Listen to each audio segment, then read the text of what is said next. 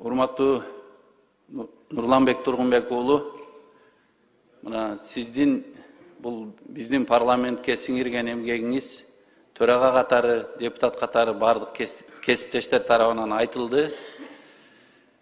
Мен дагы ошо Кыргыз мамлекетине кызмат кылган жаран катары мына буга чейин ар кайсы тармактарда иштеп келип, анан мына урматтуу кесиптештер сиздер менен кесиптеш болуп, ошол урматтуу Нурланбек Тургунбек уулу сиз менен кесиптеш болуп иштеп калганыма сыймыктанам.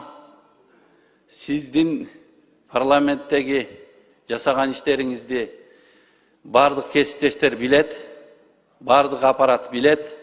Сиз парламенттеги ушу парламенттин иштөө маданиятына кошкон салымыңыз, аппараттын ичиндеги болгон өзүңүздүн жасаган иштериңиз, ушул жердеги ынтымакты кармап тургандыгыңыз баарыбызга белгилүү. Ошон үчүн сизге терең ыраазычылык билдирип, рахмат айткым келет. Мындан ары дагы чогуу кесиптеш болуп, кыргыз элинин келечеги үчүн, өлкөбүздүн өнүгүүсү үчүн, жалпы кыргыз эл үчүн кызмат кылабыз деген ниеттемин. Ошол эле учурда мына азыркы болуп аткан кырдаалга карата мына мен өзүм дагы оюмду айтып кетүүгө уруксат этиңиздер. Эми урматтуу кесиптештер, биз 5 жыл артка бир кылчайып карайлычы. 5 жыл мурда биздин мамлекетибиз кандай акыбалда эле? Мына ушул акыбалдан ушул бүткүл эл шайлаган мына биздин урматтуу президентибиз Садыр Нуркожоевич, анын жанындагы кыргыз эл баатыры, эл сыйлаган Камчыбек Кыдыршаевич жетектеген команда сууруп чыкпадыбы мамлекетти ошол акыбалдан? Элдин жүрөгүндө муз болуп катып калган кумтөр маселеси чечилбедиби?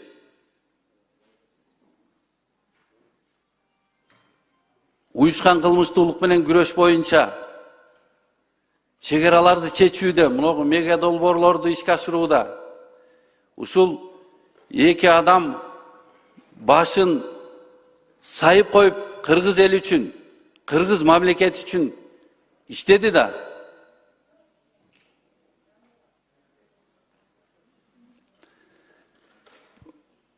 Мына урматтуу президентибиздин тапшырмасы менен Камчыбек Кыдыршаевич уюшкан кылмыштуулук менен күрөшүүдө жанын тиштеп алып, өмүрүн тобокелге салып, үй бүлөсүн тобокелге салып, иштеп, маселени чечти да. Мына биз азыр уже жакшы кырдаалда турабыз да. Ал эми ошол эле президентибиздин тапшырмасы менен чегараны чечкенде кандай ошол жерде согуштук агрессия болуп турду эле убагында? Ошол кезде жанын оозуна тиштеп алып, президенттин тапшырмасы менен чуркап жүрүп чечти да ошол маселени. Мына ошондуктан өлкөбүздө өнүгүү болуп, мына мега долбоорлор ишке ашып, мына жаңы мамлекетибиз бутуна туруп, экономикабыз өнүгүү жолуна түшүп, стабилдүүлүк орноп, элдин мамлекетке болгон ишеними мына пайда болуп, мамлекетибиз азыр өнүгүү жолунда да жакшы. Ошондуктан урматтуу кесиптештер, мен дагы баарыбызды ынтымакка чакырып кетем. Элибиз ынтымактуу. Азыр бизди парламентти карап турат.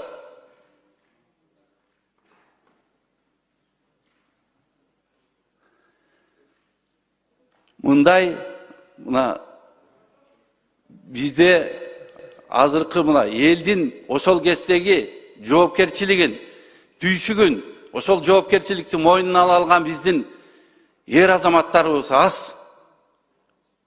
Бул кыргыз элинин ресурсу, кыргыз элинин байлыгы булар.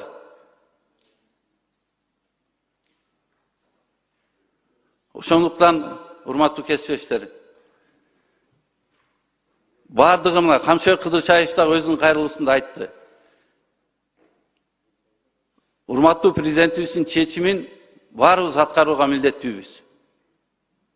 Бардыгы мыйзам чегинде болот деп айтты. Мен дагы ишенем. Мына парламентте да ынтымак болот. Элибиз ынтымактуу. Бардык чечимдер мыйзам чегинде кабыл алынат. Bunun бардыгы биздин өлкөбүз үчүн, кыргыз мамлекет үчүн, кыргыз эл үчүн керек.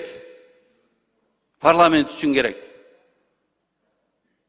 Ошондуктан, урматтуу кесиптештер, мен толук ишенем.